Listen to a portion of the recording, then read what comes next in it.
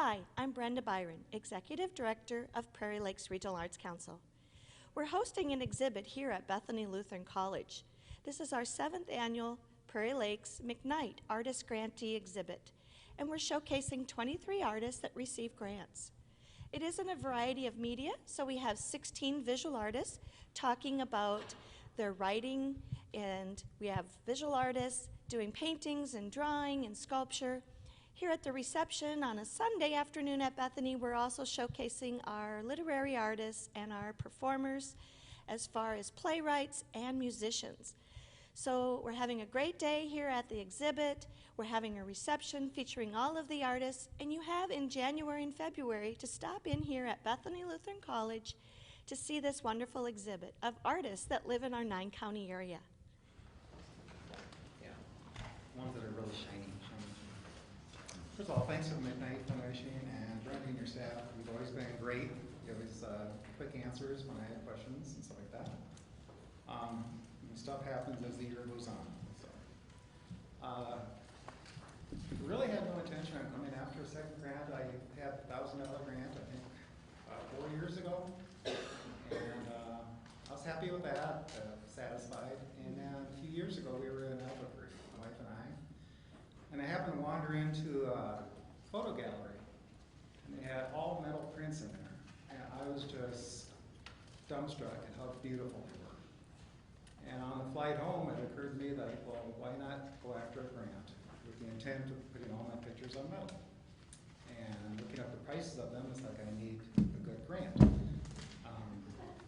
So that's what we did, and part of the grant was to focus a lot of my pictures on light painting.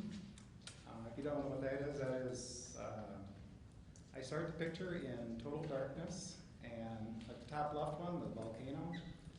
I was taken in my basement and actually used a lightsaber from Star Wars. That's the red. The green in it is just a EL electric wire that's green, and I just wave that around as I walk back and forth. And that's kind of fun. So I'm in the dark in the basement playing quite often. The other ones, I mean, the yellow flowers, that's light painting as well in the dark. That's just water drops on a piece of glass. The orchids were light painted in the dark. Part of the deal with I was able to get over half my pictures at 20% off from the printing company. They happened to have a sale. So it's like, I gotta get them ordered now. And I was able to take the extra funds and purchase a Photoshop course on artistry, Photoshop artistry. And so the bottom right one with the orchids, where I first started that, take the orchids and I combined a picture of wood into the background. And so that's where I went with that. And since that time, I've bought the more advanced course for Photoshop artistry, and I'm starting to do that and getting into a great deal more time on Photoshop, and I just started with full-blown Photoshop this past weekend. So, other than that, the one of the paths, that was just a beautiful bike ride out in the morning one day, and over at Cicada State Park. There we go. But other than that, thank you. That's all I have. Thank you.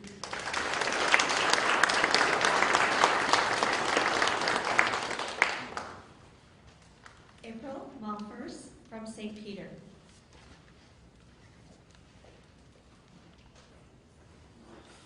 Thank you, Prairie Lakes and the McKnight Foundation. My grant was to learn glass blowing. 7 years ago, I actually had another grant to learn flame working. And so the glass blowing allowed me to be able to make sculptures at a larger scale. And my 3 pieces that I have here today are from that very first year of glass blowing. And I wanted to share with you today why making my art has meant so much to me, especially in the recent years, and what I hope you are able to take away from looking at the pieces. So this Christmas, my 16-year-old daughter gave me a box decorated with flowers and the words, "Always choose happiness." And I think she picked it because it reminded her of me. I've often spoken about how my artwork is influenced by a playfulness and my joy of working with children. I'm an elementary art teacher. And my bubbly personality. And for those unfamiliar with me, it would be easy to assume that this cheerfulness comes from an easy life without many worries. However, in reality, it's been my whole life way of kind of coping with difficulties that come your way. So creating my sculptures brings me joy. And recently, the process of creating has been even more important for my well-being. For the past couple of years, my 13-year-old daughter, due to some trauma, has struggled with severe social and separation anxiety and depression. So I've taken 2 years leave of absence from teaching and have been homeschooling her and working with her and her therapist to help her get through that time. And all of the people close to me are always reminding me of how important it is for me to still take care of myself. And so creating my sculptures is how I do that. For me, I've never been particularly good at yoga or meditation. I'm a very hyper person, and so to sit still that long sort of stresses me out. But when you go to blow glass, you're dipping a metal pipe into molten glass that's over 2,000 degrees, and you're constantly having to keep it spinning to prevent gravity from dripping it onto the floor. And so you have to be completely focused in the moment. And so for me, blowing glass is my own form of mindfulness. I think about nothing else for the entire time I'm there, and I'm usually blowing glass for about 3 to 4 hours at a time. And I leave completely relaxed, energized, and rejuvenated. I've always been fascinated with glass. I grew up near the Corning Glass Center in New York State. And the reflective nature of glass allows me to express my ideas through the playfulness of movement, the forms, the shadows, and the reflections. I always want others to be able to easily relate to my work, and my ideas often come from the shape of the blown vessel, or the beads, or the colors that I'm using. This piece here is called Black Tie Affair, and when I was making the black and white beads, I began to think about formal occasions. What is it about dressing up that makes us feel more festive? How does the act of dressing up add to the feeling? Why do fancy clothes make eating and drinking seem so special? So I decided to contrast the playfulness of my sculptures with that idea of formality to question those occasions. Humor is a powerful tool. It has the power to change a day or our outlook. It can give us strength to get through tough times. And it's my wish for my work to bring a smile to someone's face, or a giggle or a guffaw as they look at the beauty or silliness of one of my sculptures. Creating my work brings me peace, energy, and joy. And I hope that even just for a moment, it can help others choose happiness.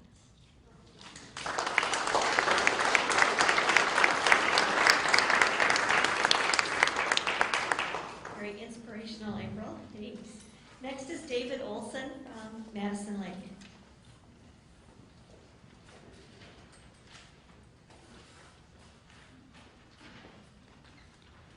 Well, that's a hard act to follow.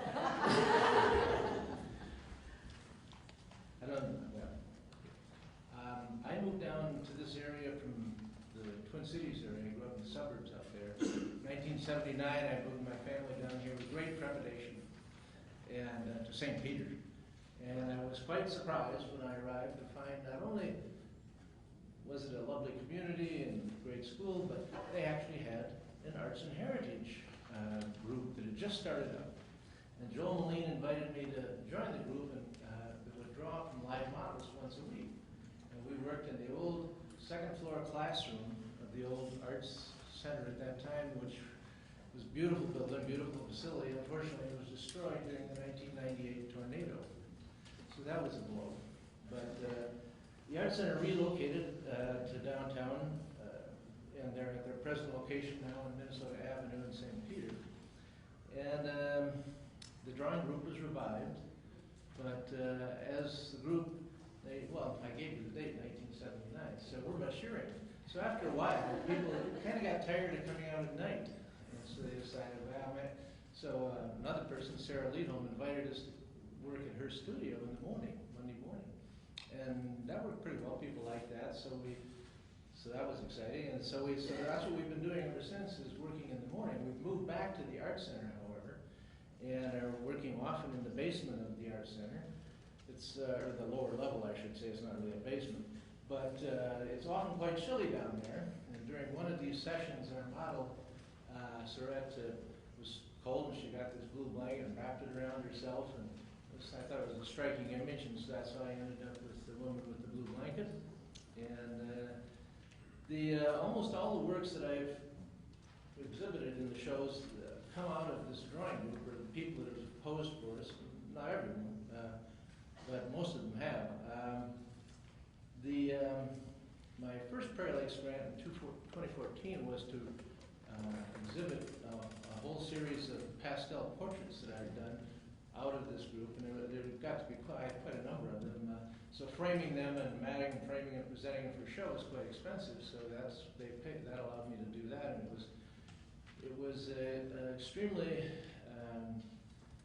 exciting in a sense, because it's the first time I had shown my work publicly, and since high school, I guess, really. But I was a very good response, and the community here in this area is really amazing. And just listening to the people that have been talking here today throughout, you're just sort of amazed that you don't realize you have this potential community. And Prairie Lakes is really instrumental in connecting the dots. Otherwise, we'd all be running around in our own little silos, wondering, if there's anybody else in the world that knows what we're doing or what we're going through, or how we have any feelings. But when I was working with pastel, I experimented quite a bit working just with primary colors, and I was amazed how far I could go just using just the three colors, even though you couldn't pre-blend the colors. So there's one here from the pastel days, Harriet Mason in the way back there. But there's certain restraints with pastel. So my second grant, which I got from Prairie Lakes, allowed me to purchase oil paints and supplies, canvas, things like that, materials. So I moved into oil painting, which I had not done since I was in high school. And as I've been going along over the past couple of years now, reacquainting myself and trying to get my technique or skill back up to snuff, I found that I've gone back to that same minimalist palette of just the primary colors, and it's been rather interesting. I used the three, plus the titanium white and raw umber. But as you move forward, you get into some rather peculiar situations, because I often think I'd like to develop my skill into a more a la prima type style, and have the kind of facility of Reed White or somebody like that. But I don't know if that's really my nature or personality, because I really like the layered effects you get with, like on the portrait of Eileen, and the glazing and the layers you get. There's just something different. So I don't know which way I go, but that whole problem of how should you paint, or what should your style be, and so on, is kind of peculiar. Because I remember when I first saw Reed White's paintings, I asked him, who's your favorite artist, or who do you like? And he mentioned Lucian Freud, which of course I suppose you can see some of that, the heavy impasto and so on. Which reminded me of an interesting story that I found out about. I don't know if any of you know the work of Philip Pearlstein. I'm dating myself, but Philip Pearlstein painted a whole body of work of nude figures that were done very coolly and with great detachment, and very sort of smooth.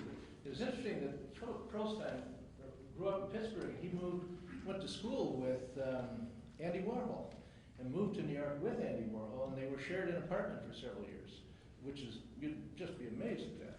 But the point of the story is that Philip Pearlstein had spent a great deal of time developing this very detached and sort of style, and then all of a sudden along comes Lucian Freud, and everybody thinks, oh man, this is great, look at that expressive brushwork and everything. He's going, what? You mean I could have been doing that all along? Here I thought I had to do this kind of stuff.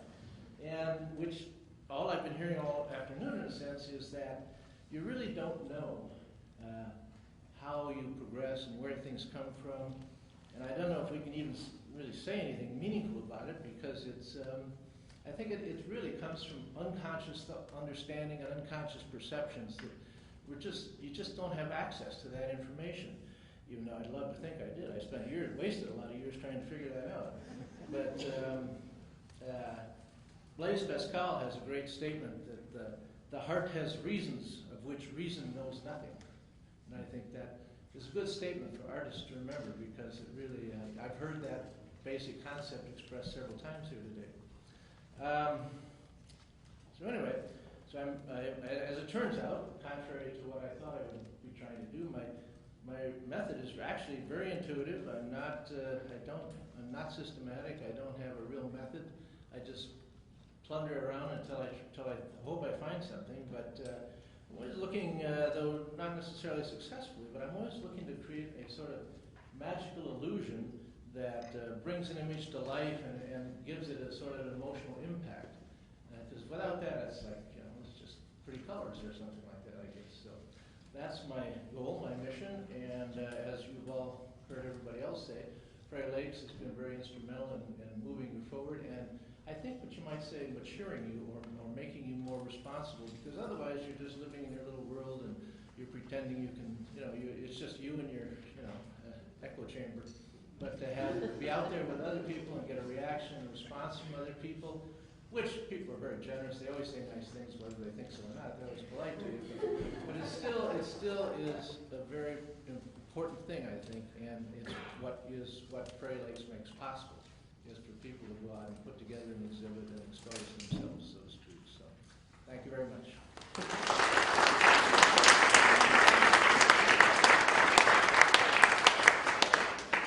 Next we'll have Eric Oren from Kasota, and he's going to bring one of his banjos up and play a little tune for us, it looks like.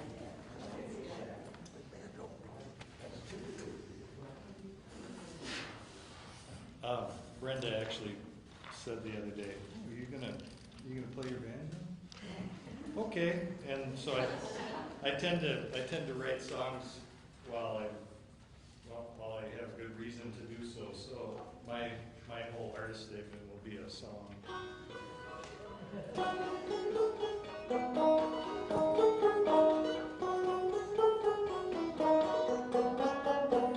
I used to wield some big chainsaws, made folk art from big wood. It was a manly job for me, and I was pretty good. Then one day I turned away from my logs and my saws. A dream of building instruments became my newfound cause. I started with a fiddle which lit a hidden fire. The tunes burning passion from which I can't retire.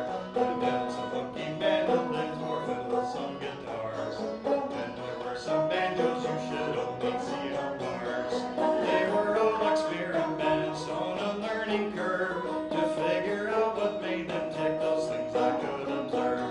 Eventually I thought that I should try to hone my skill, building old-time banjos to get that old-time thrill. I went to Lansing, Michigan to meet with Bart Ryder.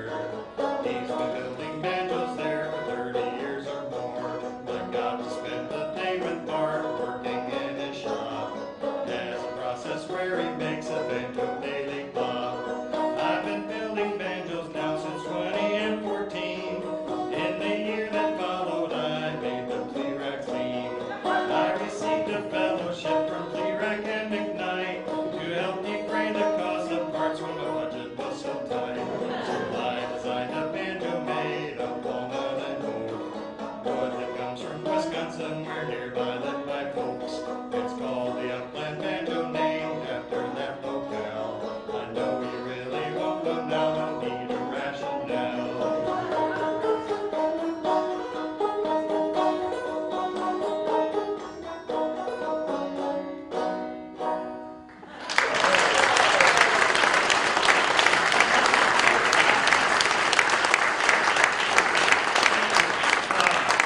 Anyway, so this was my project, was to make 10 banjos, and so what the grant bought was all of the brass parts. So anyway, thank you very much, Prairie Lakes.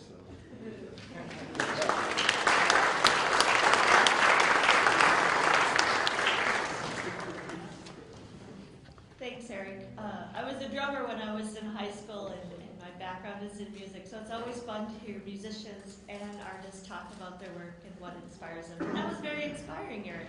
You put all that to a tune, so that's excellent. Next we'll have Richard Tyson from St. Peter.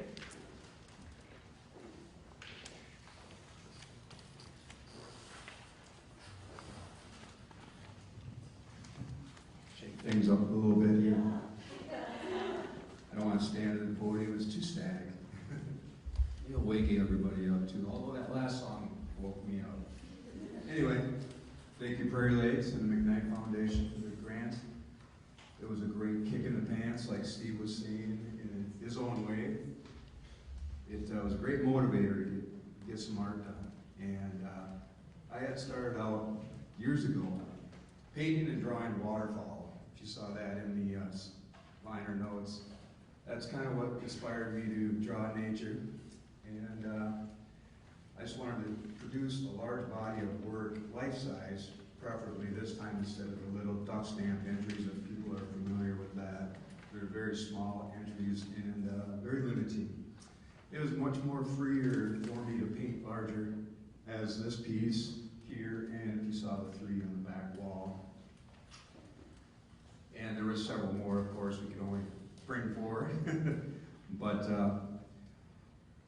I painted acrylics, and I also do pencil work, but the grant was for acrylics, so that's what we stayed with. And I also discovered a new brand of acrylic paint that allowed the paint to dry slower, like oil paints, and it seemed like I really enjoyed that, because the blending could go over a longer period of time, where with general acrylics, you have to work like a ninja to keep things going before it's dry. And this was much more freer, I thought. And before, I used to paint, like I said, with duck stamps, and I also worked with airbrush. So if anybody's looking for an airbrush, I've got 2 for sale now. But generally, I just like to do the old-fashioned way, traditional, with the brush, and not using my fingers or anything like that. And now the next step in the equation would be another grant. And hopefully we're going to be doing some more birds. And I just want to thanks again to Prairie Lakes for the inspiration.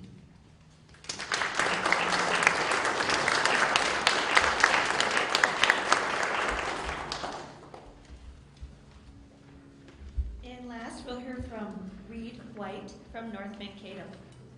Oh, and Reed couldn't be with us. Cindy had just told me he didn't pick up his name tag, so he is also out of town. So this wraps up the visual artists, but we're going to move right into our 2 writers who are going to speak. A lot of reasons, I don't know why, but I lived on a farm place 4 miles south of town here, right by Minneopa State Park, and I lived there 4 years, and a lot of characters came in and out of that place, and probably, in a way, a good thing was that I got divorced from my wife right away, so I had all these different characters coming in to fill the rooms, you know, so we could keep the farmstead going. And so these characters are throughout the book, and one of the main characters is a fellow named Kermit. And I was going to describe the place, but just get in your mind an old farm place, you know, with a lot of oak trees and horses in the pasture, and a barn and well shed and so on and so forth. You know. Anyway, here's the story. This chapter is called Kermit Arrives.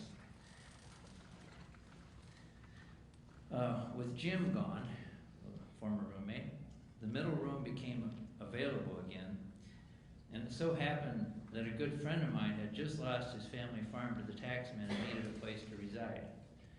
Kermit and I had first met years earlier in a restaurant at the new Mankato downtown mall.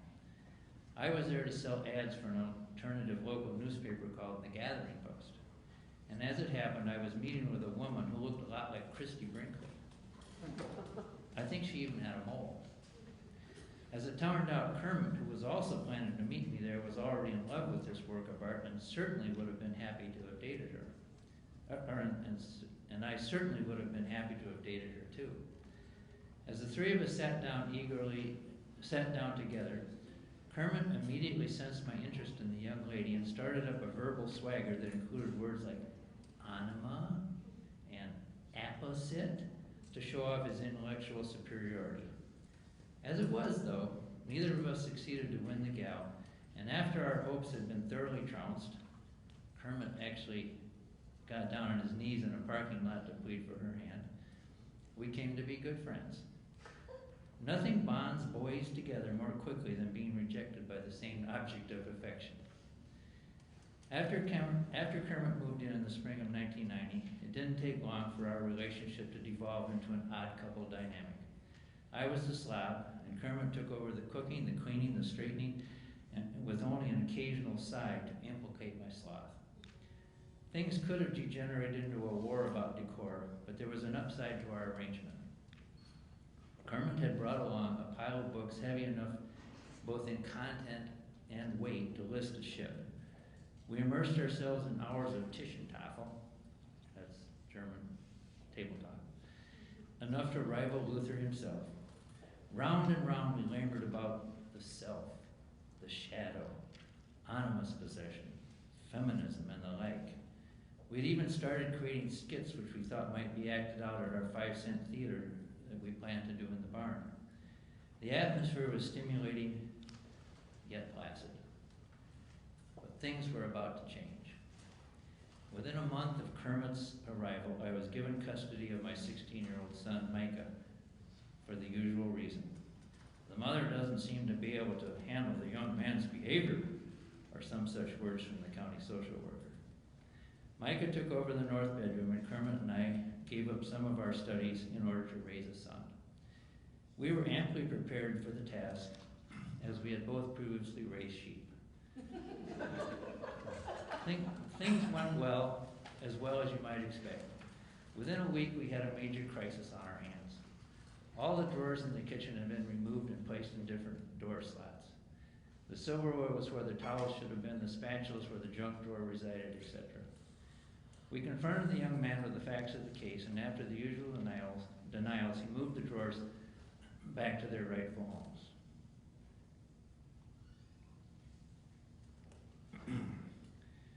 As an innocent teenage prank, this should have been the end of the shenanigans. But as a mature adult trying for the first time to be a full-time dad, I responded the next day by removing the son's door from its hinges and placing it against the fence in the far end of the north pasture. Having no door is a huge violation for any teenager, but within 24 hours he had located his door. Now we were even. But a few nights later, when I came home from the evening shift at the state hospital, I noticed an oblong object high up in an oak tree at the mouth of the driveway. I waited till the next day to recover my door, and then proceeded to take his door off its hinges again and hide it under my mattress. A small row broke out over this transgression, and after we couldn't locate his door for a few days, we arrived at our truce, and things went pleasingly well until we got a call from the cop shop. Now, as a preface to this next tale, it must be mentioned that Kermit worked for the local janitorial service that cleaned the offices of Mankato's finest, where he'd gotten to know the constabulary fairly well. Kermit had once mentioned that of all the places he cleaned in town, Kmart's restrooms, with its disenfranchised clientele being the worst, the social workers' restrooms in the government office building being the second worst, that the lady cop's restaurant was immaculately clean. He complimented the officers on this fact, thereby developing an amiable relationship. Kermit surmised that the tidiness of the lady cops had to do with their sense of contentment with their power. He would pat his hip where a gun would hang when he would say, their power. Well, the officer wanted us to come down to the station to retrieve Micah. And it just so happened that Kermit and I had been accumulating an array of used clothing in preparation for our proposed theater. There were old cashmere sweaters, suspenders, suit coats, and an array of hats and some women's clothing. As we prepared to leave the house for the police station, Kermit grabbed a light blue floral muumuu off the pile and slipped it on over his denim shirt. He then tied a dish towel around his head Aunt Jemima style. A rolling pin finished out his attire. When we arrived at the police station a short time later, we were led into the interrogating room where Micah was sitting with his back to us. The male officers flanking the teenager did a double take when they saw Kermit's outfit. They began snorting nervously while adjusting and readjusting their belts. The female officers, on the other hand, could barely restrain their amusement. One announced in a floatingly sweet voice, "Micah, your dads are here." Micah turned slowly toward us. His body language as belligerent as a rock pile. He saw the outfit and nearly fell off his chair. The charges were for minor shoplifting, a mechanical pencil, I believe, and the young man was soon released to our custody. On the 5-block trip back to the high school, the youngster was in complete denial about the crime and angry at our response. Kermit had the answer, though. As we pulled up to the school, he offered to escort Mike into the building unless he promised to give up shoplifting for now and on into eternity. The young man soon agreed, and we drove home, satisfied again that our parenting practices had been so successful.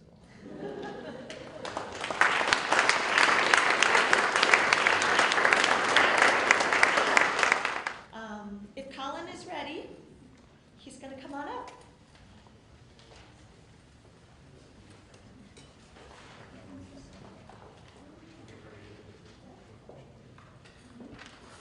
Hello everyone, thanks for coming out this morning, or this afternoon I guess. First and foremost, I'd like to thank the Prairie Lakes Regional Arts Council for awarding me my second Emerging Artist Grant. The first one was 2014, was also providing. I've been working on this writing project for a very long time, and this second grant really helped me get just about to the end. You can sort of feel it, you know, like right there.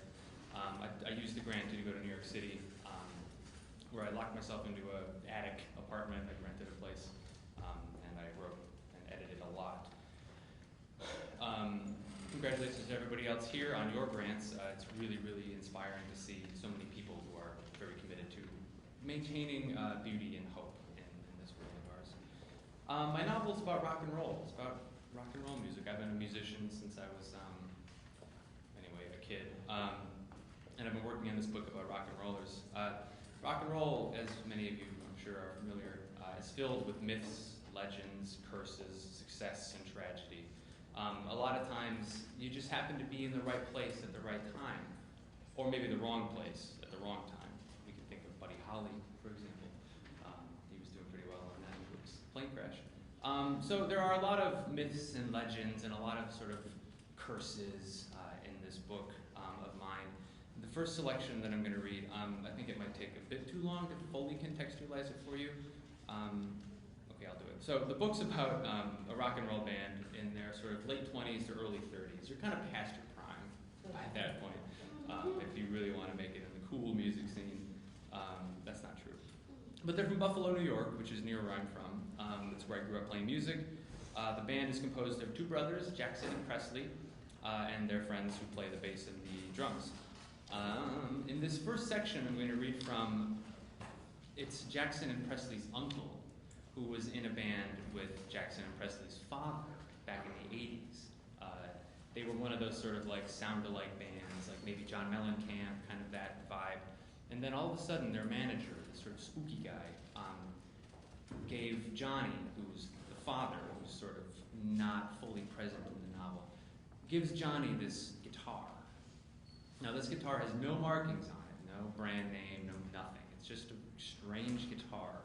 And with that guitar, Johnny then wrote every hit single on their record for their first album, called The Big Time, which is also the name of the book.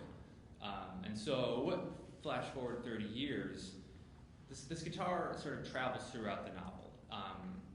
it gives people sort of, you write the best songs of your life on it, and then suddenly something bad will happen, right? So it's sort of this give and take, kind of making a deal with the devil, if you will. This is the crossroads, you know. So it's been 30 years. Bobby Reynolds is the uncle of our protagonists, and this is the end of his life in this section. Because the guitar has suddenly been revealed again. Bobby is having dinner with a woman named Therese Valenti, who is the daughter of the manager, right? The sort of occultist guy who gave us the cursed guitar. She's also the mother of Jackson and Presley's bandmate, Dana. So it's been 30 years since they've seen each other. I think that's enough context. If not, you can talk to me afterwards. And here we go. We're going to watch Bobby get his. They just finished dinner. They're at Therese's chalet. Therese washed down risotto with wine, then stood from the table. I got a present for you. She tightened the belt on her robe and whisked to the living room, up the stairs to her bedroom. Bobby lumbered along, his bulk rattling china in the cabinet, watching her hips sway. From behind, she could have been 25, 26. Her body had hardly aged. She'd gone gray and had some wrinkles, but that only made her sexier. This is a little sort of rated. Watch myself. I wrote the majority of this book at the library, actually, right over there. Bobby remembered those times a million years ago when the two of them would end up in back seats or green room couches or bathrooms, anywhere really. Their bodies sweaty, young, powered by whiskey and drugs and the fear of getting caught by Frank, her husband, poor, dead Frank, who never stood a chance with all those rock and rollers hanging around Therese. Bobby glanced upward, gave a nod to Frank's ghost up in heaven or wherever. Hell, Frank's ghost might be hanging out here in Therese's house, just around the corner, waiting to scare the hell out of Bobby for canoodling with his widow. Not that there would be any canoodling. Bobby was 200 pounds heavier than he was in 1984 and missing an essential piece of gear to rock and roll with a woman like Therese. Bobby's had an accident in the past. Now, they stood at the threshold of the bedroom. A simple room with brown walls, a king-size bed, a bookshelf filled with leather-bound volumes, family photos and wood frames, Therese, poor old Frank, their daughter Dana at various points in their lives, one dusty Buffalo Bills AFC champions pennant. And there, propped in the corner like an apparition, was a beat-up guitar case. That's it, Therese said. Something pinched Bobby's chest, some sort of bug, like biting him. The guitar case, he knew, held the White Phoenix. Now, the White Phoenix is the sort of cursed guitar. Because it was white. I found it the other day, Therese said, down in the basement along with some other junk. I don't know how long it's been down there. Johnny, Bobby's brother, he's missing. Johnny said there was something magical about that guitar, and Bobby believed it, but he wouldn't call it magic. It was more like a curse. The guitar had no serial number, no identifying paper glued inside the body, no patent numbers on the pickups, no brand name on the headstock. It was an unidentified white hollow body electric with gold hardware. It looked like a Gretsch, might have been a Gibson, could have come from the Sears catalog. 3 deep gouges were cut into the backside of the guitar. They looked like claw marks. Carmine, the sort of creepy manager, Carmine called them the luthier's signature, the devil's signature. He named the guitar the Phoenix. You want to play it? Therese said. She knelt down, laid the guitar case flat on the carpet, unsnapped the latches. I really don't think I should. She opened the lid. Oh my God, Bobby said. The White Phoenix was no longer white. A strange black skin coated the guitar. This black thing on it. Bobby winced again as the little bug or whatever it was in his chest nibbled away. He'd have to check himself for ticks. He looked at Therese. What the hell is all over that guitar? She shrugged. Mold, maybe? I don't know. It was in the basement. Bobby picked up the instrument. Pieces of the binding that ran along the edges crumbled into the blood velvet case. Green corrosion covered the gold hardware. He ran his fingers along the body's curves, along the edges of the F-holes, up and down the grimy red strings. When he pulled his fingers away, a fine red dust coated them. Does it still work? Therese asked. He flipped it over. The black mold had left the 3 gouges alone. Bobby didn't touch those. He propped the guitar in his lap and strummed a few chords. My God, he said, it's in tune. He tried to remember a song, any song, from The Big Time, which was the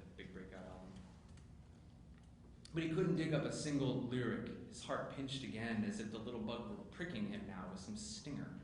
He sang a few lines of Sitting on the Dock of the Bay. "You sound good, Bobby," Therese said. "You should play again." Bobby laid the Phoenix back in its case. "You just found this in your basement?" "I don't know, things get mixed up." "What are you going to do with it?" "I'm going to give it to you." "Well, I don't want it." "Then give it to the boys, Jackson and Presley. It was their father's." "Do you know anything about this guitar? Do you have the slightest idea about this instrument?" "I know you sounded nice playing it." Her robe slipped off her shoulder. "I know your brother wrote some nice songs on it." She opened the robe. Her breasts hung there just behind the silk. "I know it's supposed to be magic." Bobby felt the magic. Therese wrapped her arms around his shoulders, kissed him full on the mouth. This has sort of been, it's been built up the whole night. In the action now, but we've been building up to this, so it's sort of immediate, but you know, not just like, here's the guitar, I'm in love with you.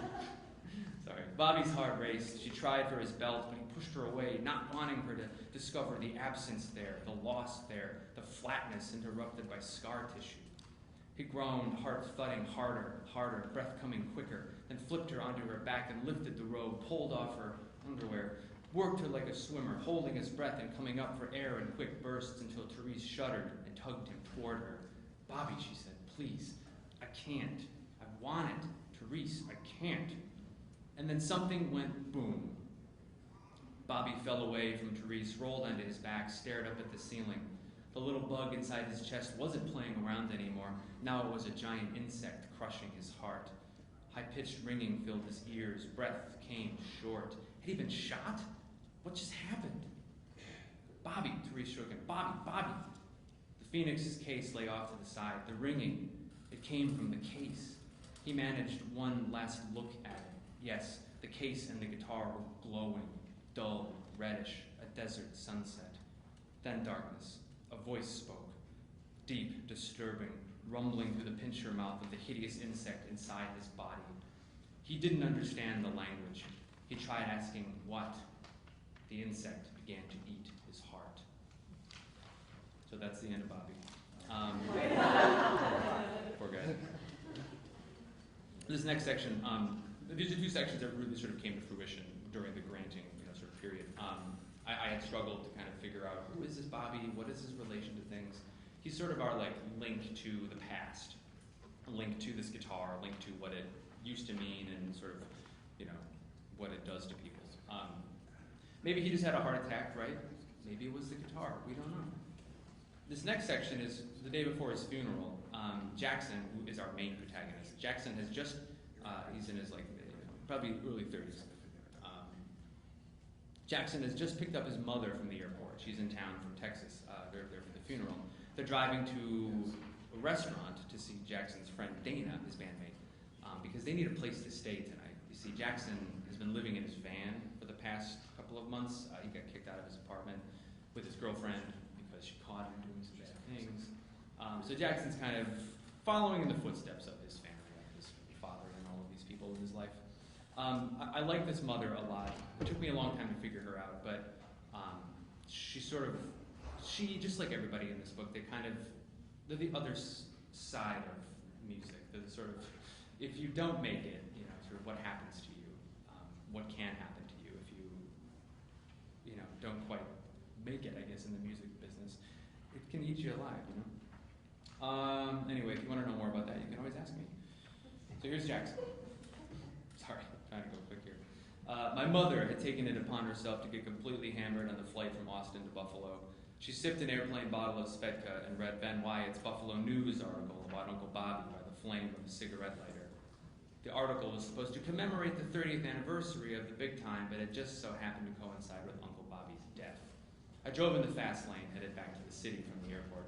"Did you read this?" Mom said. "How can they print such slander?" "My friend wrote that." "Well, your friend is an asshole." Mom read from Ben's article. "Bobby Reynolds, 55, is no longer the svelte playboy who conquered stages across the U.S. and Europe between 1985 and 1991 with suspicious minds. Like his brother Johnny, who mysteriously disappeared in 1994, the Bobby Reynolds you once knew is long gone, too. It's hard to imagine this giant man sitting before me playing lead guitar at a band that opened for the Rolling Stones, Joan Jett, Tom Petty. This guy looks more like a used car salesman or a mall Santa. Mom crumpled the paper. Piss on this. There are nice parts after that, I said. Mom rolled down the window and tossed the paper outside. The pages flapped like a flock of crashed birds. Frickin' articles probably what killed him. Sure. People get old, they get fat, you don't frickin' stay young forever. I hadn't seen my mother in over a year, not since Dana and I went to South by Southwest last March. Since then, Mom had dyed her hair shot blonde, wore her bangs just above her eyes, and had developed that waxy Joan Rivers look. Even though she'd been crying, her expression didn't really change. She filled the van with a cloud of perfume and alcohol and looked absurd in black skirt, black tights, black leather vest over top some black rhinestone button-down, all of this contrasted by gold jewelry. Necklaces, bracelets, rings. To top it all off, a puffy white brace ringed her neck. What happened to your neck? I said. Some asshole in a Ferrari comes out of nowhere on 6th Street, downtown Austin, and freaking tries to run me down. Almost freaking kills me. Tries to run you down? Car had New York plates. Who knows who he knew? He might have been connected. Back in the 80s, Suspicious Minds was the band, was the sort of Jackson's father's band. Bobby was in the band. Mom was in the band too. There were potential mob connections, right? And this all comes back to a friend of my father's who actually was in a band that had mob connections. Big Willie and the Hubcaps from Buffalo. All kinds of crazy stories.